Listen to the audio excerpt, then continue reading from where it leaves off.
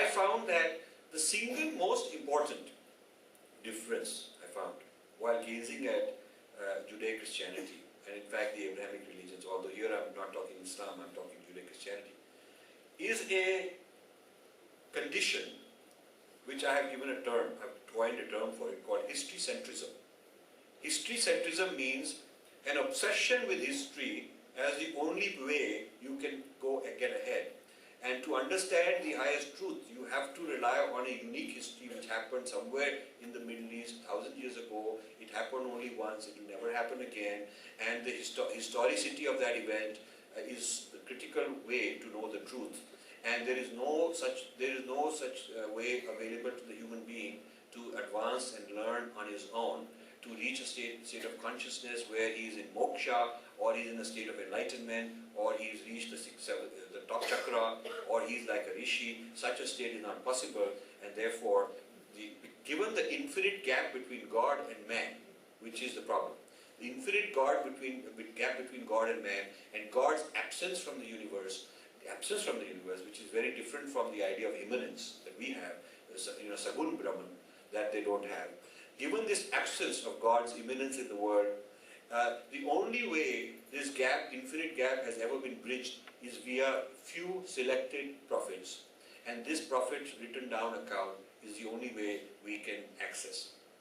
So this means you must study history of what the prophet has said. There is no such concept as embodied knowing.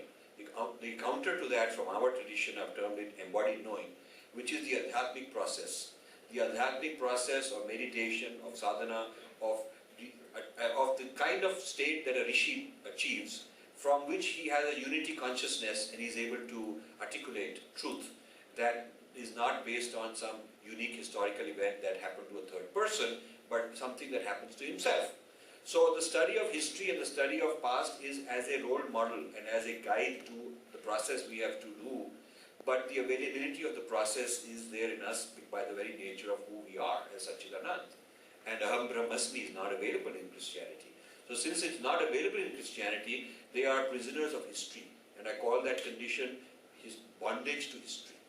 And I've termed it history-centrism. I discovered it in many conferences where I would talk about whether historicity of Jesus is necessary, or whether you can be a Christian without the absolute literal interpretation of the historicity of any one of them.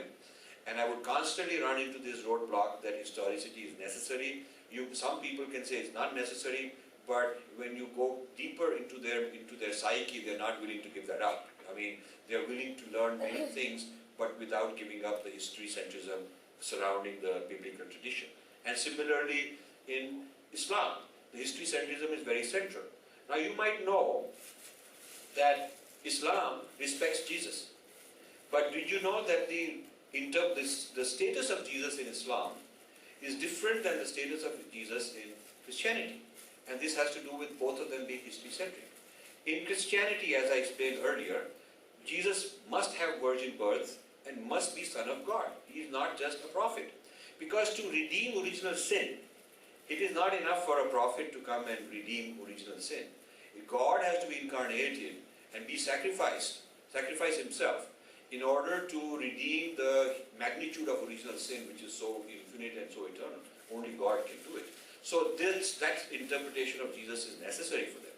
However, if that interpretation were accepted by Islam, then Prophet Muhammad cannot supersede that. Prophet Muhammad, it's like the owner of the company has passed an edict. A general manager cannot supersede that, because general manager is not in the same stature as owner. So Islam downgrades Jesus to being a prophet. They respect Jesus but as a prophet, not Son of God. You ask in an interfaith dialogue that you are all agreeing, everything is same, whatnot. But can you, the Imam, the Islamic scholar, accept Jesus as Son of God, not prophet? And the guy will try to dodge the question, he will try to say it's lunch break, maybe, we don't need to do all that. But if you persist, he will ultimately, in 100% of the cases, say, we cannot accept him as Son of God. But we respect his words, he's a great man, all that they'll say. Then you look at the Christian and say, can you accept that Jesus is a great man, wise man, but he's not Son of God? No way. So that incompatibility between the history-centrism of Christianity and the history-centrism of Islam illustrates the kind of violence, the kind of irreconcilable stuff that has happened throughout history. Another example is that the Christian Zionists believe that Jesus will come back and there will be great thing happening, and that will be the book of Revelation and the end of time and all that will happen. But for that to happen, human beings have to create certain conditions.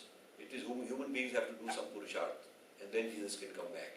And one of the most important things they have to create is restore the temple of David, restore the kingdom of Israel. Now, temple of David has to be restored, but what is the temple of David? It's now a mosque. And that mosque is where Muhammad went to heaven. So restoring that back to a Jewish temple, you can tell what kind of a fight it will take. So it is history-centrism of one and history-centrism of the other in loggerheads, not resolvable. So I am often invited to be the moderator of Abrahamic religions interfaith dialogue with each other. I was invited in Princeton recently.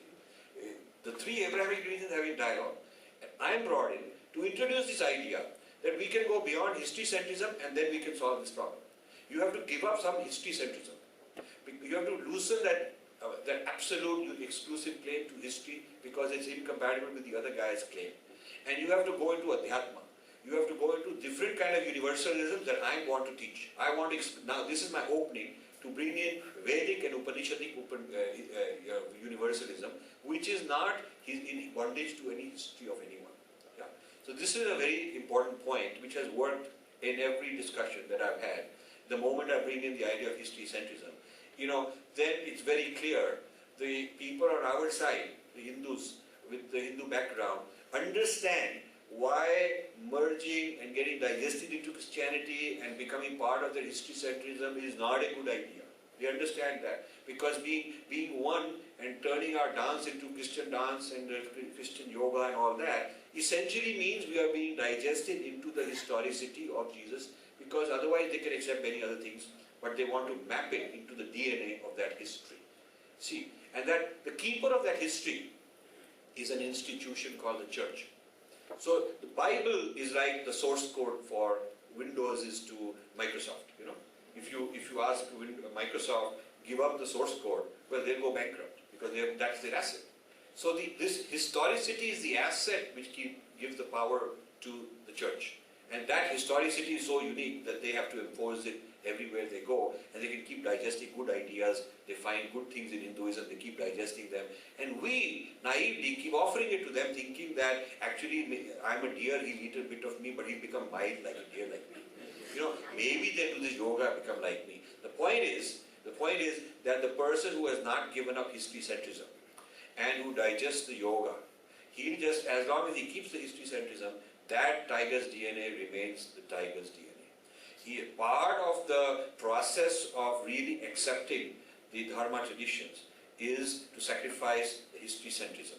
Because when you sacrifice the history-centrism, you become an open architecture.